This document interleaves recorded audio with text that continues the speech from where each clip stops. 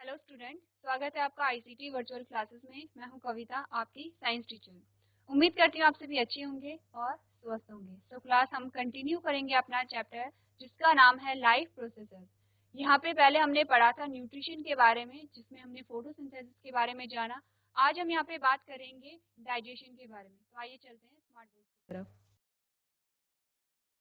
चलिए, तो क्लास अभी तक देख लेते हैं हमने यहाँ पे क्या क्या बात की है। इससे पहले आपको क्या यहाँ पे याद करना है, जो लाइफ प्रोसेसेस है, जैव प्रक्रम है, उसकी डेफिनेशन आपको आनी चाहिए। ठीक है, क्या डेफिनेशन आपको बताई गई थी, ये आपके पास डेफिनेशन आती है। नेक्स्ट हमने बात की थी यहाँ पे न्यूट्रिशन की। तो आप लोग न्यूट्रिशन के बारे में जानते हैं और हमारे पास नेक्स्ट हेडिंग आई थी टाइप्स ऑफ न्यूट्रिशन। दो प्रकार के न्यूट्रिशन की बात हमने की थी, ऑटोट्रॉपिक मोड और हेटेरोट्रॉपिक मोड। ठीक है, अब ऑटोट्रॉपिक मोड में हमने क्या देखा, हमने कहा स्वपोषी वो होते हैं जो अपने भोजन का निर्माण स्वयं कर पा रहे हैं। तो एग्जाम्पल में हमारे पास क्या है, जितने भी ग्रीन प्लांट्स है वो सारे क्या है यहाँ पे ऑटोट्रॉप है। ठीक है, अब हम जानते हैं ऑटोट्रॉप को। ऑटोट्रॉप में क्या होता है, हमने क्या बात की थी, हमने कहा था कि जब भी हम अपने घर में अपने लिए खाना बनाते हैं तो हम क्या कहते हैं, हम भोजन को पका रहे हैं या हम कुकिंग कर रहे हैं। सेम इसी बात को अगर हम प्लांट्स में कहेंगे तो हम ये नहीं कहेंगे कि हरे पेड़ पौधे अपना भोजन पका रहे हैं, हम कहते हैं पेड़ पौधों में फोटोसिंथेसिस हो रही है। ठीक है, तो नेक्स्ट जो हेडिंग हमारे पास आएगी ऑटोट्रॉपिक मोड ऑफ न्यूट्रिशन में, वो है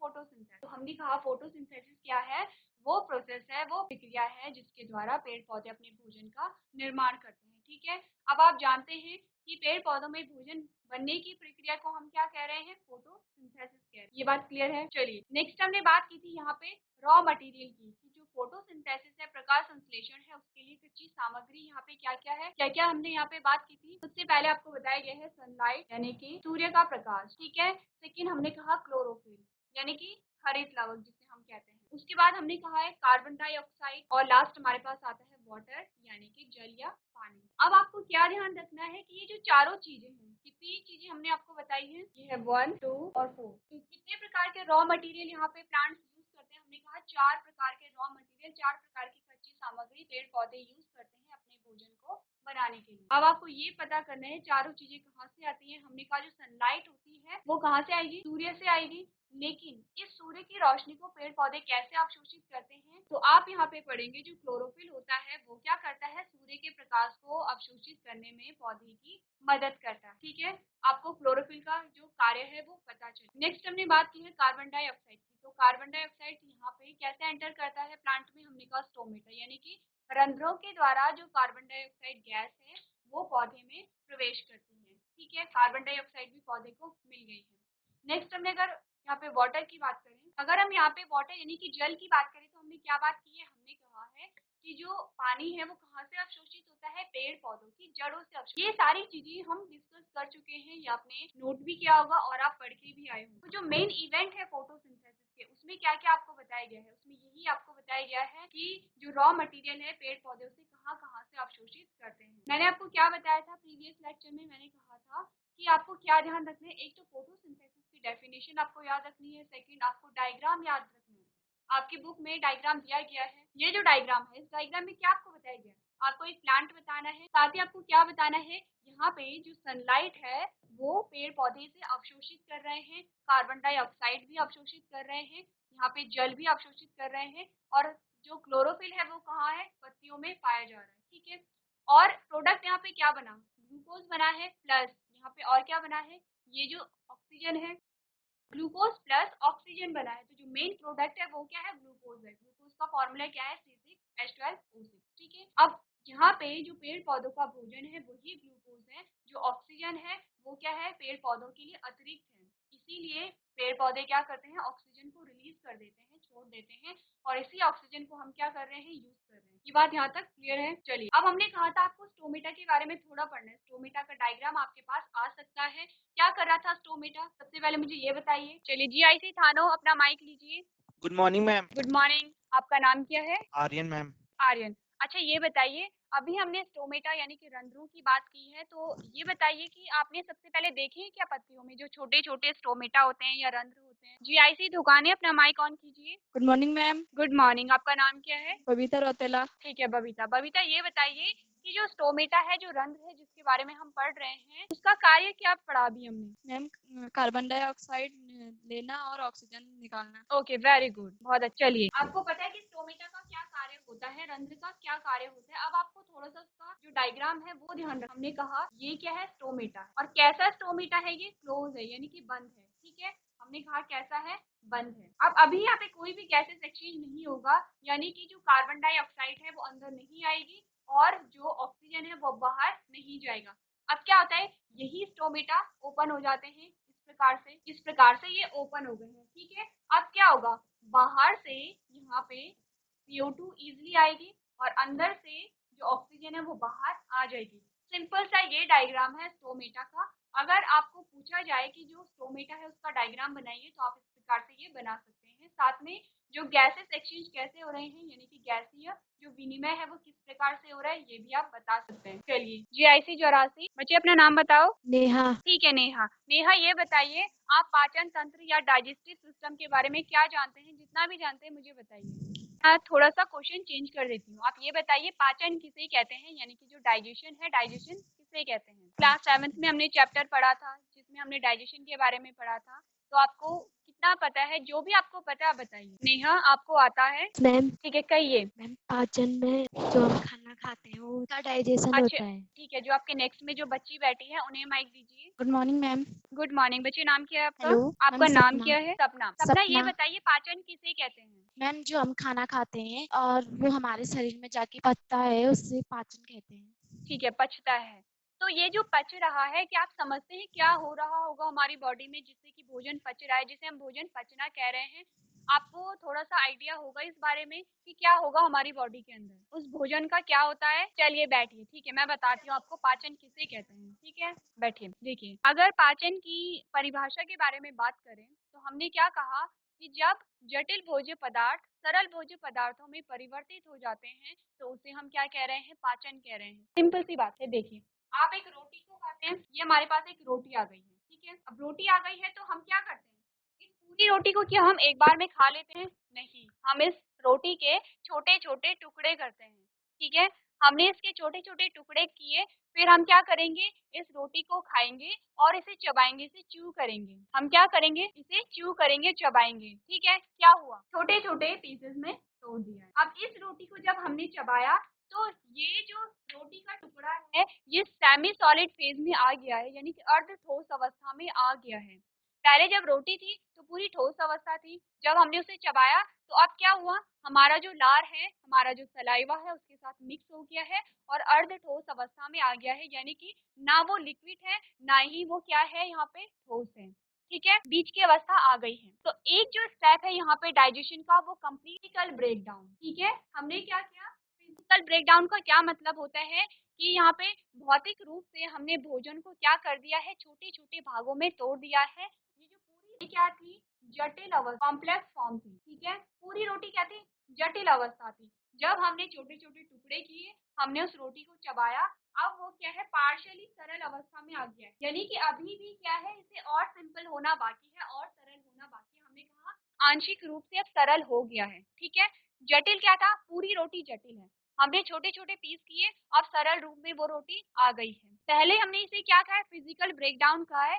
जब हम आपने पढ़ा होगा क्लास 7th में, तो हमने कहा था जो पाचन होता है, जो डाइजेशन होता है, वो 2 स्टेप में पूरा होता है। पहले फिजिकल ब्रेकडाउन होता है, यानी कि भौतिक रूप से जो रोटी है, जो भोजन है, वो छोटे छोटे पार्ट में डिवाइड होता है। फिर क्या होता है, यहाँ पे केमिकल प्रोसेस होती है। केमिकल प्रोसेस में क्या होगा, अब इसकी आगे जब ये क्या है, आंशिक सरल रूप इसका आ गया है, आंशिक सरल अवस्था में आ गया। आंशिक सरल अवस्था से क्या मतलब है, पूर्ण रूप से ये सरल नहीं हुआ है, अभी इसे सरल और होना बाकी है। इसके बाद की जो प्रोसेस चलेगी, इसमें क्या होगा, यहाँ पे जो रासायनिक जो रसायन है हमारी बॉडी में, जो केमिकल सिक्रीट हो रहे हैं, केमिकल से क्या मतलब है, जो पाचक रस हमारे शरीर में सिक्रीट होते हैं, अब वो इस भोजन पे कार्य करेंगे। क्या हुआ देखिए, पहले हमने कहा फिजिकल ब्रेकडाउन हुआ। फिजिकल ब्रेकडाउन में क्या क्या शामिल है, आपने रोटी ली, रोटी के टुकड़े किए, आपने चबाया, ये अभी तक क्या है, यहाँ पे फिजिकल ब्रेकडाउन हो रहा है। उसके बाद हमने कहा कि अब केमिकल प्रोसेस शुरू होगी, यानी कि केमिकल या जो रसायन है वो इस भोजन पे काम करेंगे। तो वो जो केमिकल्स हैं, वो जो रसायन है, वो क्या है, यहाँ पे जो पाचक रस हमारे शरीर में स्रावित होते हैं, उनमें से सबसे पहला जो एग्जाम्पल है वो है सलाइवा, यानी कि लार, ठीक है। 2 यहाँ पे स्टेप हो गए हैं, इसी को हम क्या कहते हैं, पाचन कहते हैं। सिंपली आपने क्या देखा, आपने देखा कि जो भोजन है वो कॉम्प्लेक्स फॉर्म में था, जटिल अवस्था में था। तो भोजन का जटिल अवस्था से सरल अवस्था में जो रूपांतरण होता है उसी को हम क्या कहते हैं, पाचन कहते हैं। इसके बाद आप आगे लिखेंगे जो पाचन की प्रक्रिया है वो 2 स्टेप में पूरी होती है। पहले फिजिकल ब्रेकडाउन होगा, फिर केमिकल ब्रेकडाउन होगा। ठीक है, आया समझ में? जीआईसी रायपुर, ठीक है, अपना माइक लीजिए, मुझे ये बताइए आपको समझ आया या नहीं आया? जीआईसी रायपुर, माइक लीजिए अपना। ठीक है, आपकी आवाज आ रही, कहिए अपना नाम बताइए। कसक। कसक, अच्छा ये बताइए मुझे पाचन की परिभाषा बताइए, क्या अभी तक हमने पढ़ा है? मैम, ये पहले हम खाना खाते हैं और खाना खाने के मतलब पहले हम जो खाना खाते हैं वो उस पहले तो हम वो गुहा में जाता है वो खाना, धीरे धीरे जाता है, उसके बाद आमाशय में जाता है, आमाशय से वो छोटी आंत में जाता है जहाँ उसका पाचन पूर्ण हो जाता है। तो कसक, ये आप मुझे बता रहे हैं पाचन की प्रक्रिया के बारे में।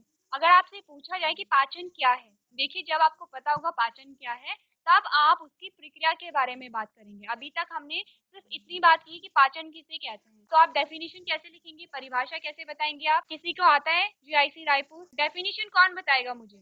मैम, जटिल अवस्था से आंशिक सरल अवस्था में, आंशिक नहीं, पूर्ण पूर्ण सरल अवस्था में पूर्ण परिवर्तन। ठीक है, सरल अवस्था में। जीआईसी 84, आप अपना माइक लीजिए। हाँ जी, आपकी आवाज आ रही। हेलो पहले अपना मैम। नाम बताइए मुझे। सपना, ठीक है सपना, मुझे बताइए जो डाइजेशन है उसकी परिभाषा मुझे बताइए जो अभी हमने डिस्कस की है। मैम, जटिल अवस्था से सरल अवस्था की जाने की प्रक्रिया को डाइजेशन कहते हैं। पाचन कहते हैं। देखिए पूरा कहेंगे, ठीक है? ठीक है, वेरी गुड, आपने समझा है। आपने क्या कहा कि भोजन का जटिल अवस्था से सरल अवस्था में परिवर्तित होने की जो प्रक्रिया है उसे हम क्या कहते हैं, डाइजेशन या पाचन कहते हैं। ठीक है, अब मैंने क्या कहा था कि जो यस मैम। पाचन है, जो डाइजेशन है, वो 2 अलग अलग स्टेप में पूरी हो रही है। कौन कौन सी वो स्टेप है? मैंने फर्स्ट और सेकंड जटिल यहाँ पे अवस्था। लिखा है, कहिए। मैम, जटिल अवस्था और पूर्ण सरल अवस्था। ये तो परिवर्तन हो रहा है, लेकिन हमने कहा कि जो पाचन की प्रक्रिया है वो 2 फेजेस में पूरी हो रही है, 2 स्टेप में पूरी हो रही है। कौन कौन सी वो 2 स्टेप है, आप नोट भी करते चले जाइए। मैंने भौतिक परिवर्तन हो रहा है, जो भौतिक रूप से क्या हो रहा है, जो भोजन है वो सरल अवस्था में आ रहा है। एक, जब केमिकल्स ने उस भोजन पे काम किया, हमने कहा क्या होगा, फिजिकल ब्रेकडाउन होगा और केमिकल ब्रेकडाउन होगा, 2 अलग अलग स्टेप। पहले क्या होगा, यस मैम। फिजिकल ब्रेकडाउन होगा, फिजिकली जो भोजन है वो टूटेगा भौतिक रूप से। उसके बाद हमने कहा केमिकल ब्रेकडाउन होगा, यानी कि हमारे शरीर के जो पाचक रस हैं वो भोजन पे कार्य करेंगे और तब हमारे भोजन का पूर्ण पाचन यहाँ पे हो जाएगा। समझ आया सबको? सपना, समझ आया आपको? Yes ma'am. ठीक है, चलिए यहाँ पे हमने क्या बात की है, डेफिनेशन के बारे में हमने बात कर ली है। अब देखते हैं जो हमारा पाचन तंत्र होता है उसमें कौन कौन से अंग होते हैं। मैंने आपको कहा था कि आपको क्या करना है, सारे जो अंग हैं उनके नाम याद करने हैं और उनकी पोजीशन भी आपको याद करनी है। तो कौन बच्चा मुझे बताएगा? जीआईसी भरोड़ी वाला, आपको आवाज आ रही है तो हाथ खड़े कीजिए। जीआईसी भरोड़ी वाला, आपको आवाज आ रही है तो हाथ खड़े कीजिए। जीआईसी भरोड़ी वाला, आवाज आ रही है आपको? जीआईसी रुद्रप्रयाग, आपको आवाज आ रही है? सर आपकी आवाज नहीं आ रही है। हाँ जी, हेलो, हाँ जी सर, आपकी आवाज आ रही है। Good morning ma'am. सर बच्चों, आप कुछ पूछना जा रही बच्चों से? जी ठीक है, गुड मॉर्निंग सर। मैम, मेरा नाम अयान। अयान, ठीक है, good Ayaan, morning Ayaan. Good ठीक है मॉर्निंग। बच्चे, ये बताइए कि जो डाइजेस्टिव सिस्टम है उसके आपको मुझे पार्ट बताने हैं। जो डाइजेस्टिव सिस्टम है, मैंने आपको होमवर्क दिया था प्रीवियस, जब हमारा लेक्चर चला था मैंने आपको कहा था कि आपको क्या करना है, जो डाइजेस्टिव सिस्टम है उसके अलग अलग जो ऑर्गन है सीक्वेंस वाइज आपको याद करने हैं, क्रमबद्ध रूप से। अब आप मुझे बताइए जो पाचन तंत्र है उसमें कौन कौन से अंग होते हैं, बताइए मुझे अयान। आपको आता है अयान, कहिए आपको आता है या नहीं आता है? नहीं आएगा तो मैं आपको बताऊंगी, यस और नो। बच्चे आपकी आवाज नहीं आ रही है, माइक चेक कीजिए अपना। जीआईसी बरम, अपना माइक लीजिए। हाँ जी हेलो। सर, ठीक है, अभी अभी आ रही है सर। अच्छा, आ रही है, okay, thank you. Okay sir. Sir बच्चों से बात करा दीजिए। गुड मॉर्निंग, आपका नाम क्या है? पूनम। पूनम, आप में से कुछ बच्चे एब्सेंट हैं? Yes ma'am. दिख रहे हैं, ठीक है, ओके। तो आप लोग जीआईसी बरम कंटिन्यूसली यहाँ पे प्रेजेंट है, तो आप लोग बहुत अच्छे से यहाँ पे पढ़ाई कर रहे हैं, ठीक है? जितने भी हमारे Yes, अभी ma'am. तक लेक्चर हुए हैं, जीआईसी बरम यहाँ पे रोज प्रेजेंट रहता है और अच्छे से आंसर भी करता है। तो आप मुझे ये बताइए, प्रीवियस लेक्चर में मैंने आपको क्या काम दिया था कि आपको क्या करना है, जो डाइजेस्टिव सिस्टम है उसके सारे अंगों को आपको याद करना है सिस्टमैटिक ढंग से। तो आप मुझे नाम बताइए, मैम मैम कहिए। मैम जिदिया, मैम जीवा, जीवा, अच्छा ठीक है, आमाशय, ठीक है। सुदात्र, छोटी आंत, छोटी आंत, बड़ी आंत आप कह सकते हैं, मैम गर्सिका, ठीक है। आन्यास्य, अग्नाशय, अग्नाशय, अच्छा देखिए यकृत, आपको क्या करना है, आपको जो डाइजेस्टिव ऑर्गन है उनके नाम तो आपको पता है। एक तो पहले आपको अच्छे से उन्हें पढ़ना है, प्लस सीक्वेंस वाइज आपको बताना है। तो मुझे सीक्वेंस वाइज कौन बताएगा? जीआईसी बरम, आप में से मुझे सीक्वेंस वाइज कौन बताएगा? आपको होमवर्क दिया गया था, क्योंकि आप लोग रोज ही प्रेजेंट रहते हैं तो कम से कम आपको होमवर्क कंप्लीट करना है, ठीक है? क्योंकि आप अच्छे बच्चे हैं, आप पढ़ते भी हैं, आपने मुझे प्रीवियस लेक्चर में बहुत सारे आंसर भी दिए हैं, ठीक है? तो आपको क्या करना है? अच्छे से पढ़ना है। ओके, मैं आपको फिर से बता दे रही हूँ कौन कौन से हमारे पास पाचक अंग होते हैं। सबसे पहले ध्यान दीजिए, सबसे पहले जो इमेज आपके सामने है वो आपको डायग्राम बनाना सीखना है। आपकी बुक में भी डायग्राम दिया गया है, ठीक है? आपको सबसे पहले ये बनाना है। तो आपके पास सबसे पहले जो अंग आएगा वो बक्कल कैविटी है, जिसे हम मुख गुहा कहते हैं। क्या बैठिए और साथ साथ में बोलते रहिए मेरे साथ। बक्कल कैविटी को हम क्या कह रहे हैं? गुहा भी कह रहे हैं, ठीक है? सारे बच्चे जिसे प्रोनाउंस करना नहीं आ रहा है मेरे साथ बोलते रहिए। उसके बाद हमारे पास फूड पाइप और इसोफिगस आता है, जिसे हम भोजन नली कहते हैं।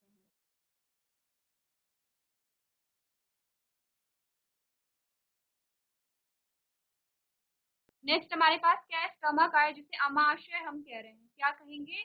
अमाशय।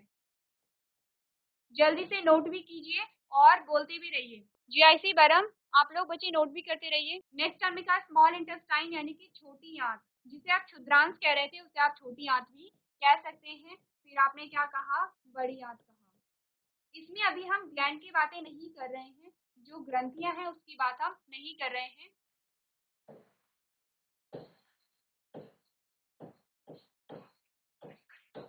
चलिए, सबने नोट कर लिया। अब आप जब यहाँ पे जो डायग्राम ड्रॉ करेंगे, अब देखिए मुख गुहा कहाँ पे है? पहला, नंबरिंग कर रही हूँ, आपको समझ आ जाएगा। पहले मुख गुहा है, ठीक है? दूसरा यहाँ पे जो इसोफिगस है वो यहाँ पे है, सेकंड जो नली आपको दिखाई दे रही है। तीसरा स्टमक ये है, जो आपको ये ऑरेंज कलर का दिखाई दे रहा है। चौथा हमने किसकी बात की है? यहाँ पे छोटी आंत की बात की है। ये वाला जो अंदर का स्ट्रक्चर आपको दिखाई दे रहा है, ठीक है, स्मॉल इंटेस्टाइन है। और पांचवी हमने लार्ज इंटेस्टाइन की बात की, जो आपको बाहर का ये जो दिखाई दे रहा है, ठीक है।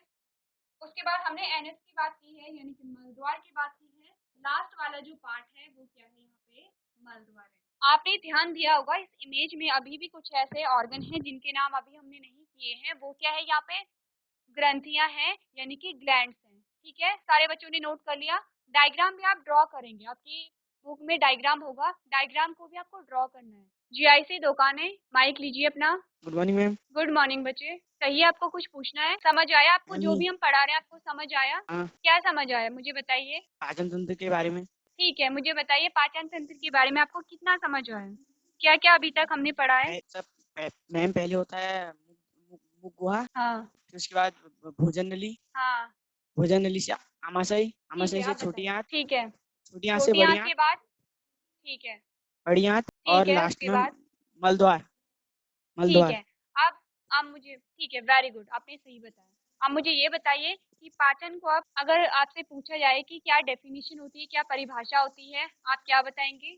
सबसे पहले खाने को मुंह में होता है, खाने मुंह में होता है, हाँ जटिल अवस्था में होती है, हाँ और फिर उसके बाद आंशिक सरल अवस्था, हाँ, और उसके बाद पूर्ण सरल अवस्था। ठीक है।